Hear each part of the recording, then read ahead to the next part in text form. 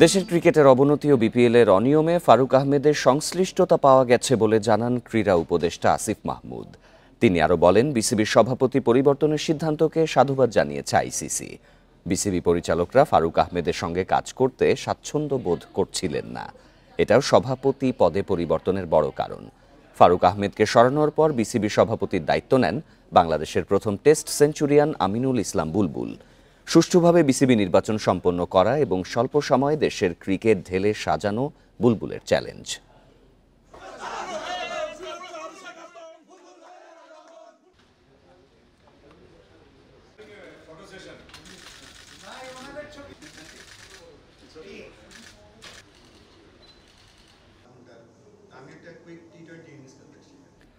এ নিয়ে বিস্তারিত জানাতে বার্তাকক্ষ থেকে আমাদের সাথে আছেন সহকর্মী মোহাম্মদ নাজিম। নাজিম, ফারুক আহমেদের বিরুদ্ধে অনিয়মের সুনির্দিষ্ট কিছু অভিযোগ রয়েছে, তার বিরুদ্ধে কি কোনো ব্যবস্থা ক্রীড়া মন্ত্রণালয় নিতে পারে?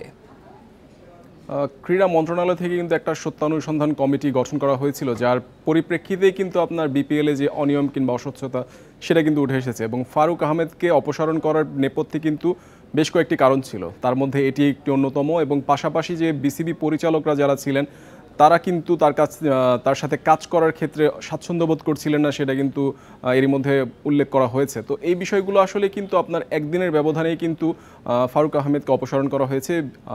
জাতীয় ক্রীড়া পরিষদ থেকে কিন্তু তার যে মনোনয়ন ছিল সেই মনোনয়নপত্র কিন্তু তুলে নেওয়া হয়েছে। পরবর্তীতে তাকে কিন্তু বিসিবি থেকে অপসারণ করা হয়েছে। পরিচালক পদে না থাকার কারণে তিনি সভাপতিত্ব হারিয়েছেন। তো সেই জায়গা থেকে কিন্তু আপনার যে সত্যানুসন্ধান কমিটির যে রিপোর্টটা আছে সেই রিপোর্টটার অনেক কিছুই আপনার প্রতিবেদন উল্লেখ করা আছে, সেটা কিন্তু পরবর্তীতে তার বিরুদ্ধে শাস্তি কিংবা পরবর্তীতে তাকে কি পরিমাণে কতটুকু শাস্তি দেওয়া হতে পারে সেটাও কিন্তু এখনও পর্যন্ত বিচার বিশ্লেষণ করা হচ্ছে। কারণ আপনার আপাতত কিন্তু প্রথম যে প্রাথমিক বিচার সেটা কিন্তু এর মধ্যে হয়ে গেছে, তিনি কিন্তু সভাপতিত্ব হারিয়েছেন এবং পাশাপাশি সেখান থেকে বিসিবির সাথে তার এখন আপাতত কোনো ধরনের কোনো সংযোগ নেই। তবে সবচাইতে বড় বিষয় সেটা হচ্ছে কিন্তু তিনি একটা ইমেজ সংকটে ভুগে তাকে কিন্তু বিতাড়িত করা হয়ে গেছে অনেকটা, এভাবে বলা হয় যে আপনার এনএসসি কিংবা জাতীয় ক্রীড়া পরিষদ যেভাবে তাকে বিতাড়িত করেছে সেটা আসলে খুবই আক্ষেপের। তো সেই জায়গাটা থেকে আসলে আপনার যখন আজকে ক্রীড়া উপদেষ্টা যখন এটা বললেন বিসিবি আপনার বাংলাদেশ ক্রিকেটের অনেকটা ক্ষতিগ্রস্ত হয়েছে বিগত তিনি যতদিন পর্যন্ত ছিলেন, প্রায় 9 মাস পর্যন্ত তিনি দায়িত্বে ছিলেন। তো এই সময়টাতে কিন্তু বাংলাদেশ ক্রিকেটের তেমন কোনো উন্নতি হয়নি এবং বিপিএলে যে আপনার বেশ কিছু ম্যাচ নিয়ে ম্যাচ গড়াপেটা কিংবা ক্রিকেটারদের পেমেন্ট ইস্যু কিংবা আনুষঙ্গিক আরও বেশ কিছু ইস্যু ছিল, সেই সব কিছুর দায়ভার কিন্তু তার কাঁধেই দেওয়া হয়েছে এবং তাকে বলা হয়েছে অভিভাবক হিসেবে কিন্তু তার উপর দায়িত্ব কিন্তু সেটাই তার উপরও দায় বর্তায়। তো সেই দায়ভারটা কিন্তু তার উপর দিয়ে তাকে অপসারণ করা হয়েছে এবং পরবর্তীতে তার বিপক্ষে কিংবা তার বিরুদ্ধে যে বিচার করা হবে সেটা কিন্তু পরবর্তীতে নির্ধারণ করা হবে। এরই মধ্যে প্রথম প্রাথমিক বিচার কিন্তু এর মধ্যে হয়ে গেছে। তো সেই বিষয়টা আসলে কি ক্রীড়া উপদেষ্টা আরও জানিয়েছিলেন, সেটা হচ্ছে যে সাবেক নাজিম, একটি বিষয় হচ্ছে যে ফারুক আহমেদকে এই যে অপসারণ করা হলো, তিনি তো আইসিসিতে অভিযোগ করার কথা বলছেন, আবার আমরা ক্রীড়া উপদেষ্টার বক্তব্যে দেখছি তিনি বলছেন যে আইসিসি নতুন যিনি সভাপতি হয়েছেন তার নিয়োগকে সাধুবাদ জানিয়েছে। এই পরিস্থিতিটা আসলে কোন দিকে যাচ্ছে?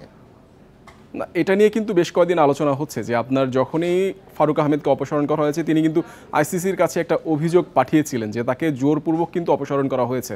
তো পরবর্তীতে আইসিসির সাথে কিন্তু আপনার জাতীয় ক্রীড়া পরিষদ কিংবা ক্রীড়া উপদেষ্টারা সরাসরি যোগাযোগ করেছেন, তারা কিন্তু সেখান থেকে একটা ভালো ফিডব্যাক পেয়েছেন। ফিডব্যাক পাওয়ার পরে কিন্তু তিনি জানিয়েছেন যে আইসিসি সাধুবাদ জানিয়েছে এই সিদ্ধান্তকে।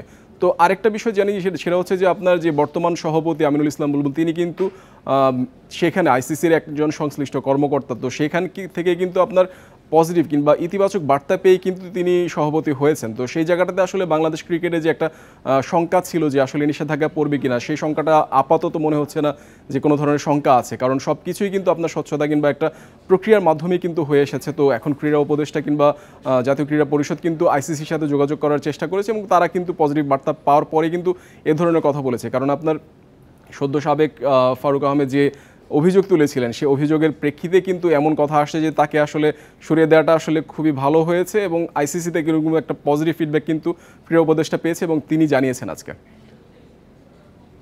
বার্তাকক্ষ থেকে জানাচ্ছিলেন সহকর্মী মোহাম্মদ নাজিম।